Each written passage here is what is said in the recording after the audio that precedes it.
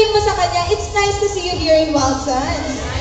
Alam mo ba nakakatawa na dahil kahit kasagsagan ng mga midterm exams natin ngayon, they still made it to be here in Wild Suns.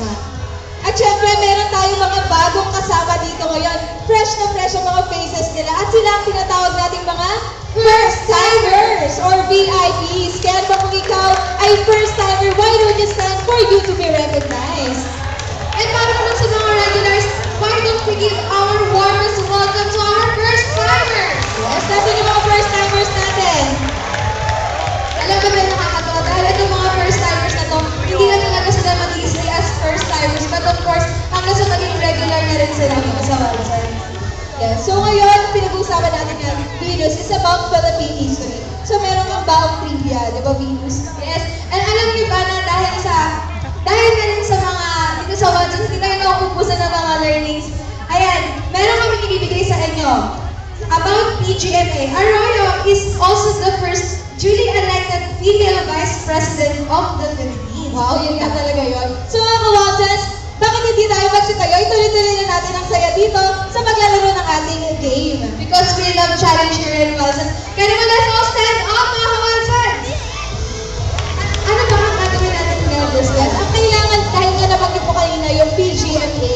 So ngayon, we are calling two groups dito sa stage, composing a 4-member stage na kailangan ang pangalan nyo ay nagsisimula sa PGMNA. Pwede yung surname nyo or yung middle initial nyo.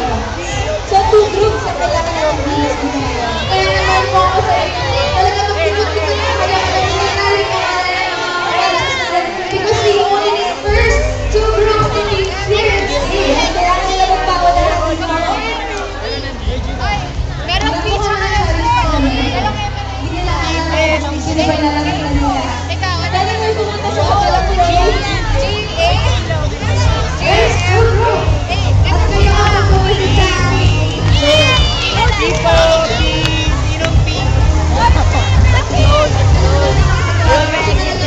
Hindi ko kasi kasi kaya naman ako sa one of the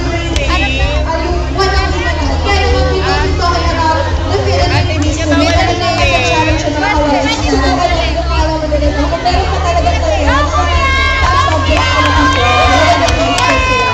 Okay, we have one group. Okay, last one. Last one group. Mukhang may nabuoda rin dito sa kabila. Nagkahanap na pula mga ako silang time natin.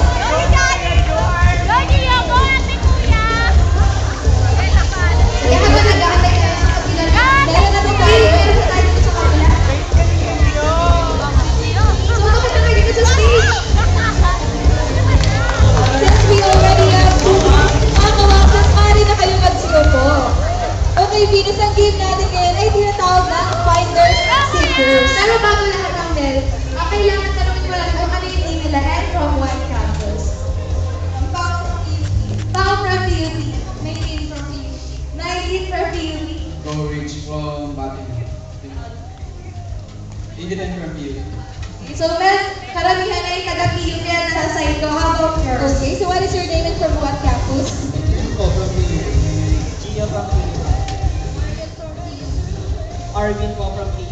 Okay, from PUP and PUP ang nasa side na dito, Venus. Okay, so nakamit ko nga kanina, ang title ng game natin ay Finder Seeker.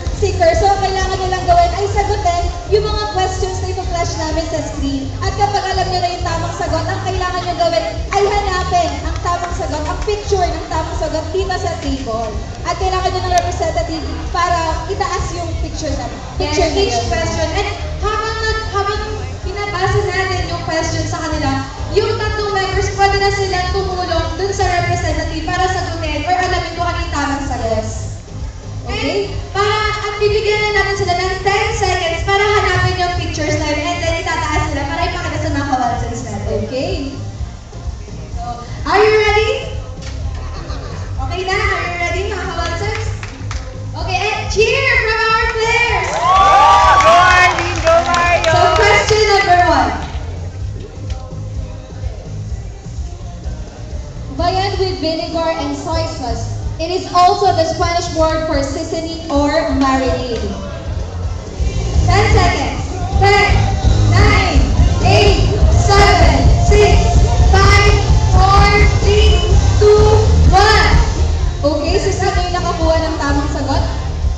Okay, pakita natin sa mga kawalsers natin, nakuha natin picture. Okay, this. At all guys, the right answer. So, this group gets the correct answer. 13 invites siya. Okay, so first to make 3 points now, Venus. Okay, so our next question is, It is a system of Filipino martial arts founded by the late Remy Presas as a self-defense system. What is this? 10 seconds. 10, 9, 8, 7, 6, 5, 4, 3, 2, and 1. Time's up. okay? Okay, so what is the correct answer? The correct answer is Arnis. So they got the correct picture dito. Okay, Para so, mas ma-organize tayo na this is the group 1 and this is the group 2. So, meron na silang both 1 point. okay, so our third question is, it is a musical device invented by Robert Del Rosario in 1975. So, 10 seconds. 10, 9, 8, 7, 6, 5, 4, 3, 2, Sabihin mo pa ulit. and 1. Time's up. okay, so ipakita muna natin yung picture ng sagot nila, okay? Para malaman ng mga kawalsers natin Okay. kung sino talaga ang makakuha ng tamang sagot. Group 2, pakita nga ng picture nyo. Sa group 1, And sa group 1, wala sila nakuha ang picture. So, papakita na natin ang tamang sagot. The correct answer is, karaoke. yes, they got 2 points. Ayan, so kaya paglupat. Kaya natin habulin yan. Okay, next question. A developing duck embryo that is born alive and eaten in the shell. What is it? 10 seconds. 10, 9, 8, 7, 6, 5, 4, 3, 2, and 1. Who got the correct answer? So, pakita muna natin yung pictures na hawak nila, okay?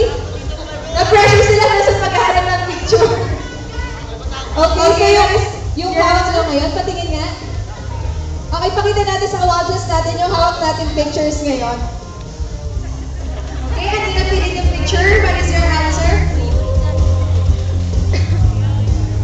Okay, may hawak na picture yung bawat group. So, tingnan natin yung correct answer, babies. Okay, so wala na yung Hindi na natin maghanap ng picture. So may chance na talaga na makahabol ng grupo natin. Okay? Para bigyan naman sila ng energy, bigyan naman natin ng cheer, mga kawalsers sa mga players natin. Next question. She is a legendary warrior princess who is recognized as a heroine in Pangasinan, Philippines. 10, 9, 8, 7, 6, 5, 4, 3, 2, and 1. What is your answer? okay, they both have pictures. So what is the correct answer? Urdu! Okay. Yes, ay rin talaga po. Talagang magandang usapan to. Okay, para mas maayos tayo, dapat hindi niyo muna hanapin yung picture hanggang hindi na natapos basahin yung question. Okay, hands-off muna tayo sa mga pictures, mga kawalsers. Yes. So, the next question is, Okay na po. kung si Gloria Diaz ang unang Pinay na nagwagi sa Miss Universe, sino naman ang unang Pilipinang nagkamit ng titulong Miss Philippines? 10 seconds. 10, 9, 8, 7, 6, 5, 4, 3, 2, and 1. And what is your answer? Okay, so meron na silang hawak na picture. Tingnan natin yung correct answer. Maria Fernand Cesar Pantilio. Who got the correct answer? Mukhang walang nakakuha ng tamang picture. So let's proceed to the next question.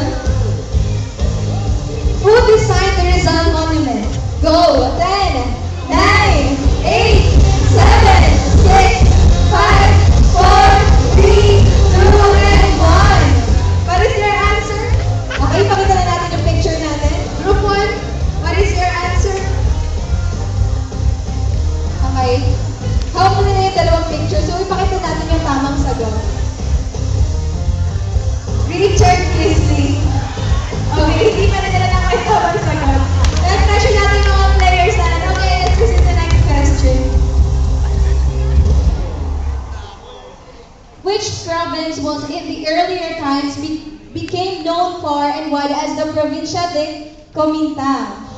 10 seconds.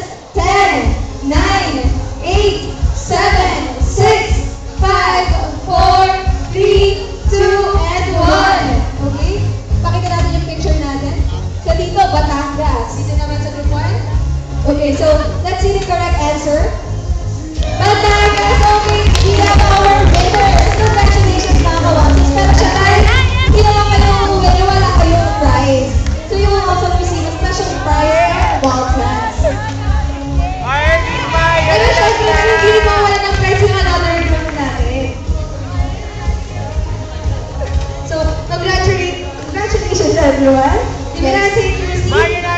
Whatever na yung mga Waltons dahil next week, di ba? Meron pa tayo mga games at pwede pa kayong sumali doon. Dahil ang Waltons natin ay still every Wednesday, Thursday, and Friday, 3 to 4:30 p.m. and 5 to 6:30 p.m. At alam mo, may nakakatuwa na because dito sa Waltons, we never fail to show our love and compassion dun sa mga kaibigan natin. Kaya naman, merong isa nag-stand out at talaga lahat ng friends na dito. At siya ay si Kathleen from Giris with 13 invites. Kaya naman, Kathleen, kung nandito ka, pwede dito sa stage. Where is Kathleen? Kathleen? Kathleen from Giris. Nasa taas si Kathleen. Ayan, bababa na siya. Nakikita ka rin siya. Wow, sobrang nakakatuwa naman. Talagang, ang dami niya na dala dito sa Walsa. Super passionate siya mag-invite dito. Kaya naman tatanungin natin siya ng self-inspiring words para sa mga kawalsans natin. Tama ka dyan, please. Okay? Malapit na siya. Okay, Kathleen. Okay, what motivates you to invite 12 people dito sa Walsans? Sinabi ko sa kanila na enjoy dito at marami silang matututunan. Yun. Dahil dyan, you will receive a special prize from Walsans. Congratulations! So, mga kamalsans, just keep on inviting your friends and classmates here in Walsans. Kasi alam mo dito, Mel, tuloy-tuloy lang yung natutunan natin. Dumadami yung mga nalaman natin dito sa Walsans. Siyempre dito, we don't just offer prizes, we don't just offer games, but we also offer change lives. Kaya naman yung isa sa ating mga kawansans, yung dalawa sa ating mga kawansans dito ay talagang nagpakita ng pagbabago sa kanilang buhay. Let us all be inspired by their sparkling testimonies as we watch this video.